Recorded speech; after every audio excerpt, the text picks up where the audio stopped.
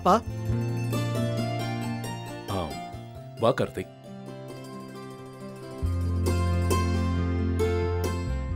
அப்பா, எதுக்கு என்ன வர சொன்னீங்க?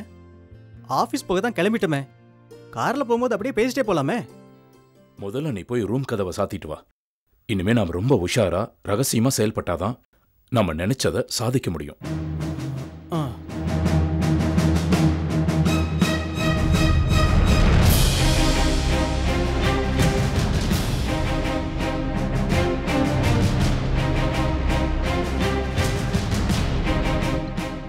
என்னப்பா ரகசியம் பேசணும் சொல்லுங்க.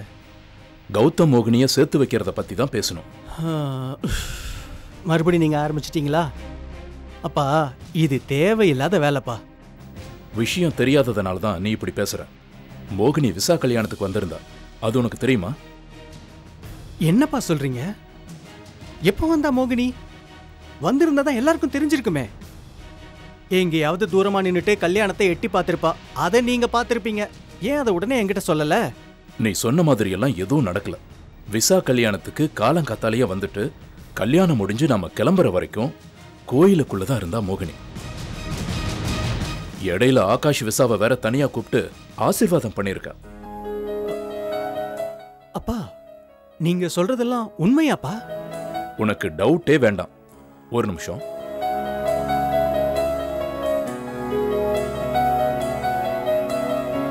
இங்க பாரு.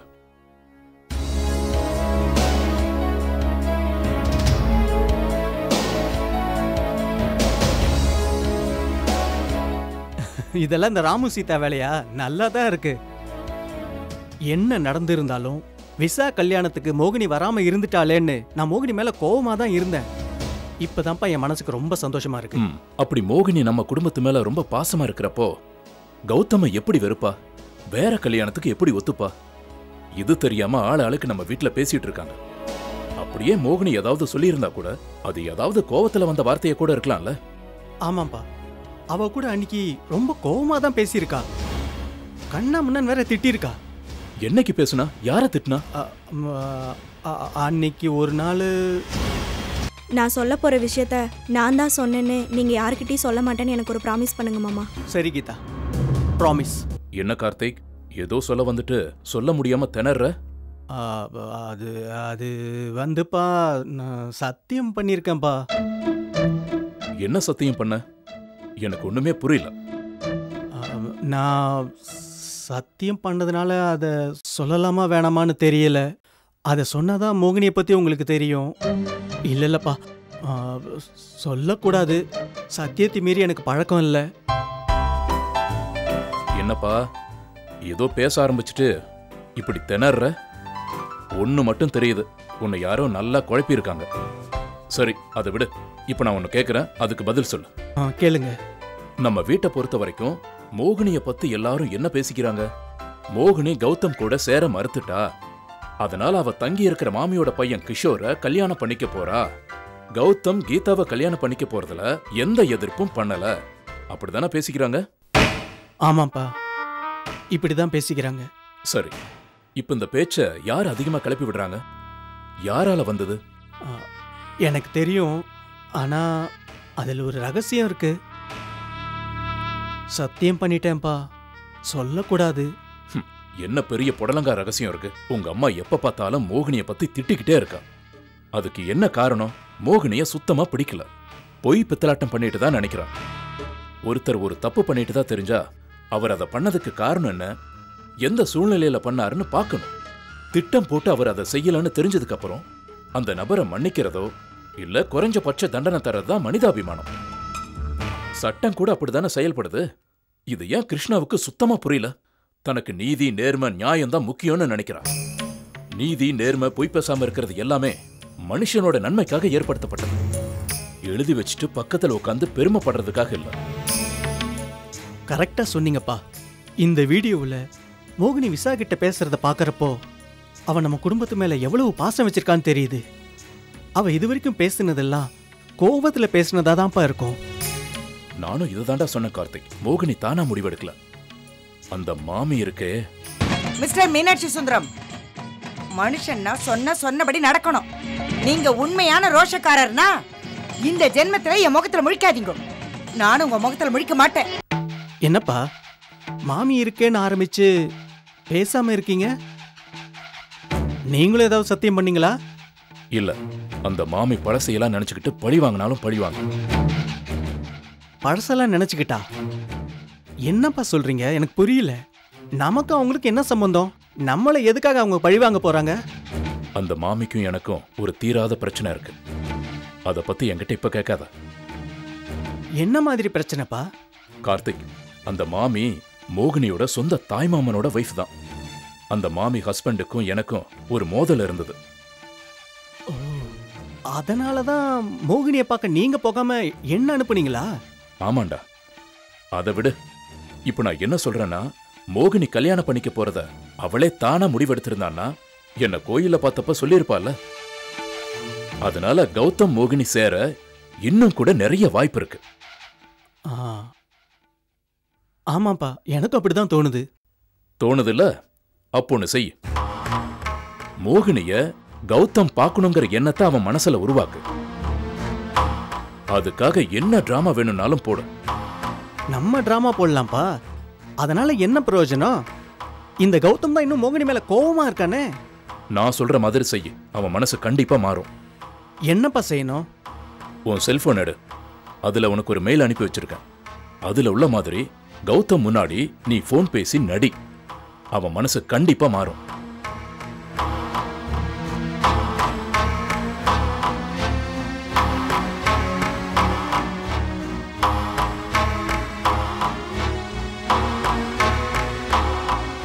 அப்பா, நீங்களா பொய்யா பேசுறது நடிக்கிறதுன்னு இந்த அளவுக்கு இறங்கிட்டீங்க? சில சமயம் அப்படிதான்ப்பா, வேற வழி இல்ல. இப்படி கூட இறங்கிதான் ஆகணும். இப்போ அமிதாப் பச்சன் மாதிரி உயரமான ஒரு ராஜா, அவர் ஒரு சின்ன வாசல்ல இருக்கிற வீட்டுக்குள்ள போக வேண்டிய நிலைமை வந்துச்சுன்னு வச்சுக்கோ, அவரு குனிஞ்சுதானே போகணும். அதே மாதிரி பிரச்சனைன்னு வர்றப்போ நானும் இப்படிதான் இறங்க வேண்டிய சூழ்நிலை வந்திருக்கு. சரி, போன்ல உள்ளதை நல்லா படிச்சு பார்த்து அது அப்படியே கௌதம் முன்னால போய் போன் பேசுற மாதிரி பேசு. சக்சஸ் ஆயிடும். எப்படி நடிச்சு அசத்துறேன்னு பாருங்கப்பா. கார்த்திக், உங்க அம்மா உன்னை டிஸ்டர்ப் பண்ணக்கூடாதுன்னு ஒரு ஏற்பாடு பண்ணியிருக்கேன். கௌதம் முன்னால நீ மட்டும்தான் நிப்ப. மாடிக்கு போ. All the best. ஓகேப்பா.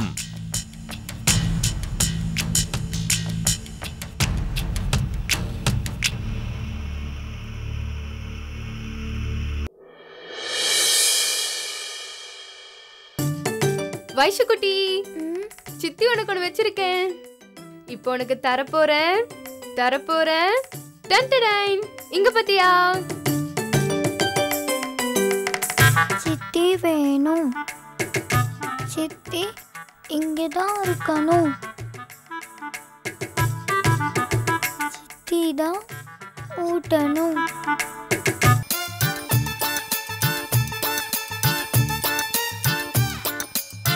விஜி வயசு குட்டியை எப்படி பழக்கி வச்சிருக்கா பாத்தீங்களா? விஜயை பிரிஞ்சு இவளால இருக்க முடியாத அளவுக்கு பண்ணிட்டு இருக்கா. ஆமா சீதா, விஜி அவங்க வீட்டுக்கு திரும்ப போறதுக்கு விருப்பம் இல்லைன்னு நினைக்கிறேன். அந்த அளவுக்கு அவன் நினைக்கிறான்னா பெரிய மன கஷ்டத்தை தாங்கிக்கிட்டு தான் அவன் அந்த வீட்டுல இருந்திருக்கா. நாம தான் சந்துரும் விஜயும் கோவில பேசினதை கேட்டோமே. ஒரு பொண்ணுக்கு புருஷன் கூட சந்தோஷமா சிரிச்சு பேசக்கூட வாய்ப்பு இல்லைன்னா அதை விட பெரிய மன கஷ்டம் வேற என்ன இருக்கு? சந்துருக்கும் அவங்க அம்மா பண்றது பிடிக்கலனாலும் விஜி அவங்க அம்மாவை திட்டுறது அவனுக்கு பிடிக்கலன்னு நினைக்கிறேன். அதனால தான் அவன் எந்த பக்கம் சாயிறதுன்னு தெரியாம பிரச்சனையை சால்வ் பண்ண பயந்துக்கிட்டு அவன் வெளியில சுத்திக்கிட்டு இருக்கான். கௌதம் அண்ணனும் மோகினி அண்ணியும் சேர்ந்ததுக்கு அப்புறம் தானே நாம இருக்கோம். இவங்க என்னடானா குடும்ப சண்டையில சந்தோஷம் இல்லாம இருக்காங்க. அதுதான் மனசுக்கு கஷ்டமா இருக்கு சீதா. கௌதம், மோகினி, நான், நீ, சந்துரு, விஜி எல்லாருமே ஆரம்பிச்ச வாழ்க்கைய சந்தோஷமா வாழ முடியாம ஒரு குழந்தை கூட பெற்றுக்க முடியாம இருக்கிறோம். எப்படி இதெல்லாம் சரி பண்றதுன்னு நினைச்சாலே ஒரே குழப்பமா இருக்கு சீதா. மீனாட்சி சுந்தரம் சார் போன்ல சொன்ன மாதிரி மோகினி அண்ணி இறங்கி வந்தாதான் எல்லாரும் சந்தோஷமா இருக்க முடியும்னு தோணுது. அப்போ மோகினி தான் ஈகோவில் இருக்கான்னு சொல்றியா? நான் அப்படி சொல்லல ராமு சார். மாமி வீட்டில் சேஃபா இருக்கிறதால அண்ணி எதிர்காலத்தை பத்தி யோசிக்காம அலட்சியமா இருக்காங்கன்னு சொல்றேன். முதல்ல மாமி வீட்ல இருந்து அவங்கள வெளியே கொண்டு வரணும். சரி, உங்க ஆபீஸ்க்கு மோகினி அண்ணியை வர வைக்க சொன்னேனே, அது என்னாச்சுன்னு நீங்க சொல்லவே இல்லையே. முதலாளி 2-3 தடவை மோகினியை வர வைக்கிறதுக்கு ட்ரை பண்ணாரு. அவ வரமாட்டேங்கிறா. ஒருவேளை கௌதம சந்திக்க வைக்கிறதுக்கு நாம பிளான் பண்றோமோன்னு கூட நினைச்சிருக்கலாம். சரி ராமு சார், நம்ம ஆஃபீஸ் கிளம்பலாம். சரி, நீ போ.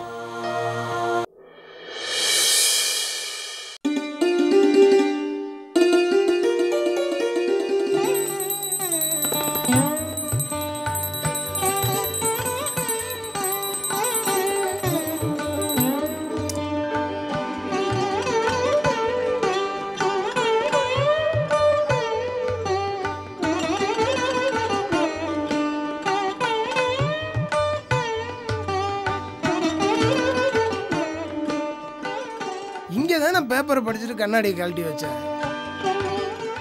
இங்கே வந்து மடை மாதிரி நான் ஏன் தேடிட்டு இருக்கேன்? ஹாலில் தானே பேப்பர் படித்தேன். அப்போ அங்கே தானே கண்ணாடி இருக்கும். ஒருவேளை மேலே ரூம்லேயே கழட்டி வச்சிடணும்.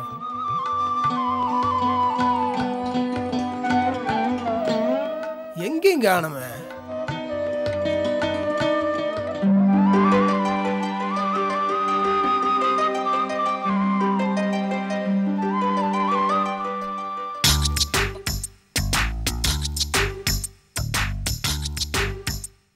ஒருவேளை கீழே விழுந்து சோபா கட்டி போயிருக்குமா? மேடம், உன் முகத்தை பார்க்கலாம் அந்த போட்டோவில் இருக்கிற மகாலட்சுமியே நேரில் வந்த மாதிரி இருக்குது. என்ன கண்ணம்மா, காலையிலேயே எனக்கு ஐஸ் வைக்க ஆரம்பிச்சிட்டியா? எந்த மகாலட்சுமி போட்டோ விட்டு கீழே இறங்கி வந்து தலையில டவல் கட்டிட்டு நின்றுட்டு இருக்கு? ஐயா, முகம் அழகாகுதேன்னு சொன்னேன். கழட்டி வச்ச கண்ணாடி கால் முளைச்சு நடந்து போயிருச்சா? கண்ணில் விளக்கெண்ணெய் ஊற்றி தேடினாலும் கிடைக்காது போட்டிருக்குதே. முதலாளி, என்னத்தா தெரிய நிற்கிறீங்க? குண்டு எதுனாச்சும் கீழே போட்டிங்களா என்ன? நான் மேடத்தை புகழ்ந்து பேசினிக்க சொல்ல டிஸ்டர்ப் பண்ணுறீங்களே. அப்படி என்ன நீ மேடத்தை பெருமையாக பேசுன? ஓ, மகாலட்சுமி மாதிரி இருக்குன்னு வயசு சொன்னேன் அதுவா? அதான். ஏங்கண்ணம்மா, நீ ஏன் முன்ன பின்ன மகாலட்சுமி பார்த்துருக்குறியா? நான் முன்ன பின்னெல்லாம் பார்த்தது கிடையாது. அழகா இருக்கிறவங்கள அப்படி தான் சொல்லி பாராட்டுவாங்க. அதை தான் நானும் சொல்லி பேசினுக்கிறேன். என்ன முருகா, காலையிலேருந்து தேடிட்டே இருக்கீங்க, சொல்லிட்டாவது தேடுங்களேன். வயசு காலையில் கண்ணாடி போட்டு பேப்பர் படிச்சுட்டு இருந்தேன். அது எங்கேயோ கழட்டி வச்சுட்டேன். எங்கேன்னு தான் தெரிய மாட்டேங்குது. மாடி ரூமில் வச்சுருப்பீங்க, போய் பாருங்க. அட, அங்கே போய் தேடி பார்த்துட்டேன், இல்லையே. அதனால தான் இங்கே வந்து தேடிட்டு இருக்கிறேன். இந்த ராமு பையன் பக்கத்தில் இருந்தாருன்னா ஓடி போய் எடுத்துகிட்டு வந்து இந்தாங்க முதலாளியும் கையில் கொடுத்துருப்பான். கண்ணம்மா, நீ சரியில்லை. முதலாளி ஒரு பொருளை தேடுறாருன்னா அது என்னன்னு கேட்காம நீயே புரிஞ்சுக்கிட்டு இந்தாங்க முதலாளின்னு எடுத்துகிட்டு வந்து கையில் கொடுக்குறது இல்லையா? இது என்னடா படா பெஜாரா போச்சு. நீங்கள் கண்ணாடியை தான் தேடுறோன்னு முதல்ல சொல்லியிருந்தீங்கன்னா நான் தேடி எடுத்து கொடுத்துருப்பேன்ல. எனக்கு நான் தெரியும் நீங்கள் நான் தேடுறீங்கன்னு. என்னம்மா, ஒரு இடத்துல வேலை பார்க்குறப்பவே அவங்க பார்க்குற பார்வையிலேயே என்னன்னு புரிஞ்சுக்கணும். நிறைய ராம் மட்டும் இங்கே இருந்தான்னு வச்சுக்குவே, நான் இங்கெல்லாம் தேடிட்டு அவனை ஒரு லுக்கு பார்த்துருந்தேன்னா ஓடி போய் கண்ணாடி எடுத்துகிட்டு வந்து கையில் கொடுத்து முதலாளி இதைத்தானே தேடினீங்க அப்படின்னு சொல்லியிருப்பான். மேடம், என்ன மேடம் எப்போ பாரு முதல்ல ராம புராணத்தையே பாடி நிற்கிறாரு. யார் இந்த ராமு? எங்கேருந்து வந்துச்சே? என்னமோ ராம் கூட சேர்த்து வச்சு என்ன மட்டும் தட்டி பேசினுக்கிறாரு. இப்போ உங்களுக்கு என்ன வேணும்? மூக்கு கண்ணாடி தானே வேணும். காலைல நீங்கள் பேப்பர் எங்கே உட்காந்து பச்சிங்க? இங்கே தானே உட்காந்து பச்சிங்க. 1 நிமிட்.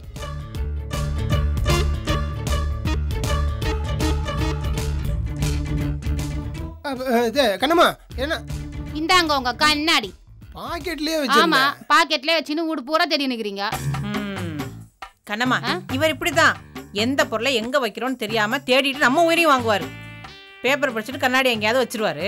ராமு என்ன பண்ணுவான்? இவருக்கு தெரியாம இவர் பாக்கெட்டை தூக்கி போட்டுருவான். இவர் இப்படி தேடும் போது இந்த இருக்கு பாருங்கன்னு எடுத்து கொடுத்து நல்ல பேர் வாங்கிப்பான். இவரோட ஞாபக மருதியை அவன் தெளிவா புரிஞ்சு வச்சுட்டு இருக்கான். அப்ப அது டகுலு பிகிலு பாத்தியா? அது என் கிளை மட்டும் மாட்டட்டும், அப்ப அது இருக்கிறதுக்கு சங்கதி. கண்ணம்மா, இந்த கண்ணாடி காணோன்னு தேடி எனக்கு ஒரே தலைவலியா இருக்குது. நீ போய் காப்பி போட்டு எடுத்து. சரி முதலாளி. கண்ணம்மா, இந்த போன் அடிக்குது பாரு, எடு. இந்தாங்க.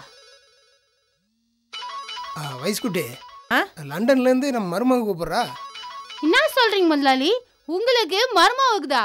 மருமக எடுக்கிற அளவுக்கு உங்களுக்கு புள்ள இருக்குதா? என்னால் நம்பவே முடியலையே. ஏன் கண்ணம்மா, இப்போ எங்களுக்கு என்ன வயசாயிடுச்சுன்னு நினைக்கிற நீ? என்ன உங்களுக்கு 32, மாடத்துக்கு ஒரு 42 இருக்கும்னு நினைச்சேன். கண்ணம்மா, எனக்கு 42, இவருக்கு 32.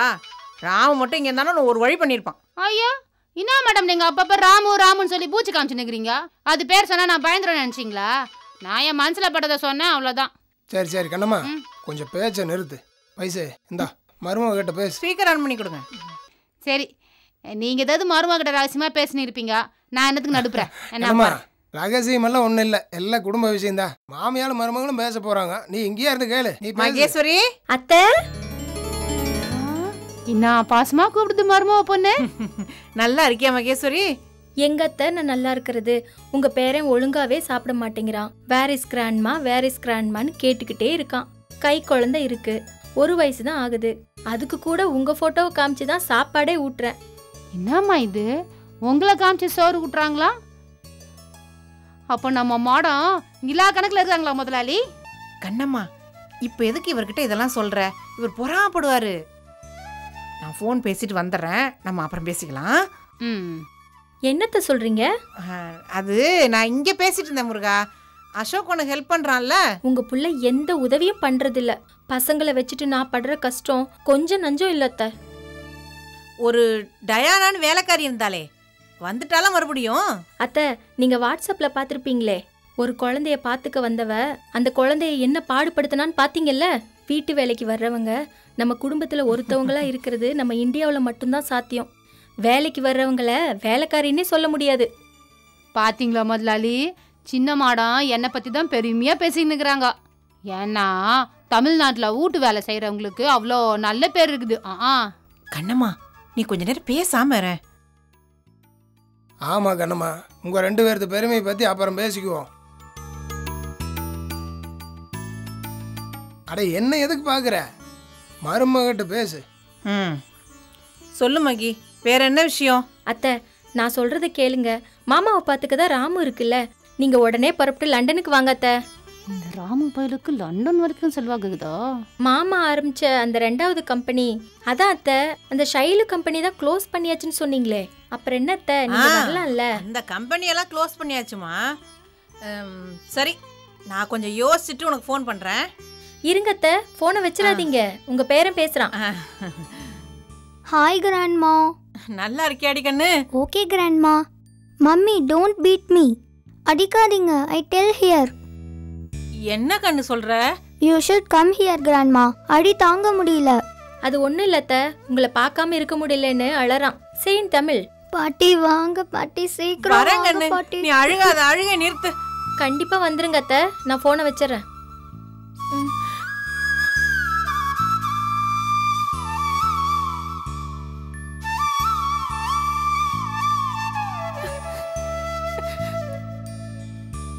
வயசு இப்போ எதுக்கு கண் கலங்குற? லண்டன் போய் தான் நீ கொஞ்ச நாளைக்கு இருந்துட்டு வாய. இப்போ என்ன கெட்டு போச்சு? ராமு வந்தான்னா ஃப்ளைட் டிக்கெட் போட்டு தர சொல்கிறேன். என்னை பற்றி நீ கவலைப்படாத, அதான் கண்ணம்மா இருக்காளே, அவள் என்ன நல்லபடியாக பார்த்துக்குவா. என்ன முதலாளி ஆண்டி, என்னாச்சு? ஏன் இப்படி டல்லாக உட்காந்துருக்கீங்க? ஒன்றும் இல்லடா ராமமுருகா, விடிய காலில் ஒரு கனவு கண்டேன். அதில் என் பேரன் பேத்தி எல்லாருமே என் கண்ணு முன்னாடி வந்து நிற்கிறாங்க. உன் முதலாளிகிட்ட சொல்லி லண்டனுக்கு போக டிக்கெட் போட சொல்ல போகிறேன் முருகா. அதான் நீ இருக்க, கண்ணம்மா வந்திருக்கா. நீங்கள் 2 பேரும் முதலாளியை பார்த்துக்க மாட்டீங்களா? கண்ணம்மா பார்த்துக்குமா? ஐயோ, உங்களையெல்லாம் என்ன பண்ணுறதுனே தெரியல. எனக்கு எங்கே போய் முட்டிக்கிறதுனே தெரியல ஆண்டி. என்னாண்டி இப்படி வெள்ளந்தியாகவே இருக்கீங்களே?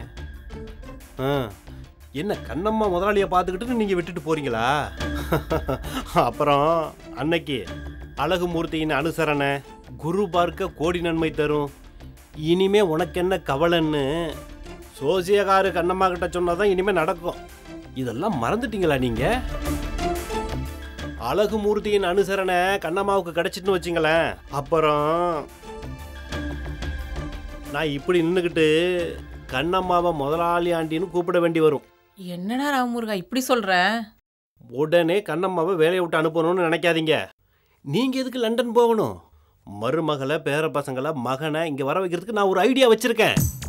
என்ன ஐடியா? உங்க மருமகளுக்கு நான் போன் பண்றேன். முதலாளி ஆண்டிக்கு உடம்பு சரிபடல, ரொம்ப சீரியஸா இருக்காங்க. முதலாளி வர இப்பயோ நாளைக்கே போயிடுன்னு சொல்றாரு. உடனே கிளம்பி வாங்கன்னு போன் பண்றேன். அப்ப பயத்தை அடிச்சுட்டு ஓடி வருவாங்க. நான் கொடுக்குற ஆக்டிங் அப்படி இருக்கும் முதலாளி ஆண்டி, என்ன சொல்றீங்க? இங்கே பாரு வயசு, மருமக ஆசைப்படுறா, பேர பிள்ளைங்களும் ஆசைப்படுது. நீ தாராளமாக போய் கொஞ்சம் நாளைக்கு லண்டனில் இருந்துட்டு வா. என்னை பார்த்துக்கிறதுக்கு கண்ணம்மா இருக்கான்னு சொன்னேன். நீ எதுக்கு இப்படி யோசிக்கிற? ராமு ஏதாவது சொன்னானா? போகாதீங்க முதலாளி ஆண்டி, நீங்கள் எதுக்கு கொஞ்சம் உஷாராக இருங்க, முதலாளி தனியாக விட்டுட்டு போக வேண்டாம்னு சொன்னானா? அதான் யோசிக்கிறியா? நடந்ததை அப்படியே சொல்றாரு இவரு. என்ன யோசிக்கிற வயசு சொல்லு.